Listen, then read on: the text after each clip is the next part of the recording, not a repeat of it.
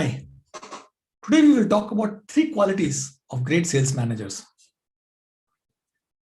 So the three things that make a great sales manager are their ability to, number one, coach their team so that each one of them can bring their A game to the sales process.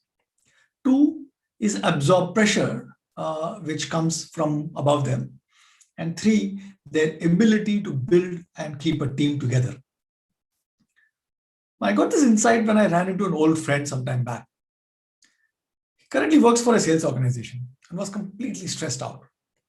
And I asked him, what happened? Why are you so stressed out? He indicated that the sales pressure being exerted on him by his manager is actually freaking him out. When I dug deep, he indicated that their organization follows the Jan to December sales cycle, which meant that every 3 months they have their quarterly close, and that right now they are in the period of closing out the first half of the year, and there is enormous amount of pressure to close deals and achieve their sales quotas.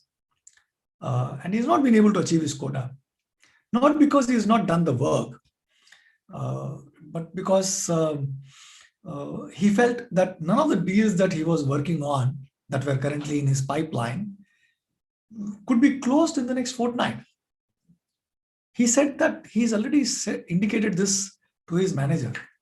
Yet, all that the manager says is that it is not acceptable and that he needs to bring in a few more deals so that he comes closer to achieving his quota. And most likely that his boss is able to achieve his target. And, so what he was being asked to do was to bring forward deals that he would close in the next quarter to this quarter, which meant, go ahead and offer discounts to customers, go ahead and offer freebies to customers, but get them sign up now rather than next month. Now, this has me thinking, what does a sales manager achieve by doing this?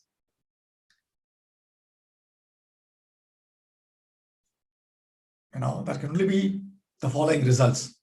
Number one, the sales executive goes to some of his prospects and provides additional discounts, persuades them to buy now, gives them some freebie. In the long run, or forget about in the long run, even in the short run, this is not good for the organization at many levels. Number one, the overall profitability of the organization goes down. Number two, you are creating problems from a customer adoption perspective, or you're training the customers so that every time they want to buy, they will wait until the end of quarter or end of the year or end of the half a year before they start closing deals with you. So you're training them by saying that, if you close deals at that time, we will give you additional discounts. You will get freebies, you'll get great deals. And the most important thing, you're not doing what is right for the customer or for your organization. Right? And assume that despite doing all of this, the sales executive is not able to close the deals. What will happen is he will only undergo additional anxiety and pressure. And what that will lead to is that this sales executive, which is my friend, would leave this company at the first opportunity that he gets. This is not a great thing for the organization either, because we all know that the cost of hiring someone, especially hiring a sales executive and him or her getting productive in terms of, bringing in the revenue numbers that we are talking about, is very, very high. So what could the sales manager have done differently? I think there are these three abilities that the sales manager needs to practice in any given situation, more so in a situation like this. Right? First one is coach. I strongly believe that any manager, forget about a sales manager, and more so for a sales manager, the first responsibility to his team is to be their coach. In all probability, the manager has been there, done that, seen how things play out in his experience. So the question is, how can he use his personal experience to coach his team members, right? And that needs to be done depending upon their team's needs. These managers who have done this, done what they're expecting their teams to do, understand very, very well that winning is the result of excellence, not the other way around. Right? So which means that if you really want to win on an ongoing, consistent basis, you need to be consistently doing the right things over a period of time.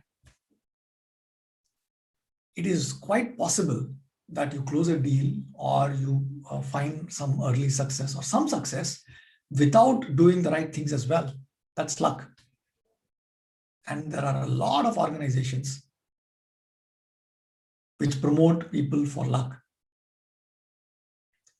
and penalize people for having done the right things just because they couldn't close the deal for whatever reasons. That needs to change. And that is only possible if sales managers start acting as the coach for the sales teams. Every sales executive has some area of the sales process where he could appreciate some coaching. So a sales manager's primary job is to identify these areas where individuals in his teams need coaching and use conversations, regular conversations, right? So you don't need to take separate time out and say, okay, this is coaching time. This coaching is done in your regular everyday conversations. You need to find the opportunity to coach. As in any good sports team, a good coach can inspire any team to achieve success. Previously thought impossible. So what a sales manager needs to do is to act as a coach who keeps instilling in his sales team the need to do the right things consistently over a long period of time, and success follows. Winning follows as a result of excellence. Second thing that sales managers need to do is the fact that they need to be able to absorb pressure without pressuring people that they manage. In any sales organization, there will always be pressure to achieve quota, or at times even go beyond that.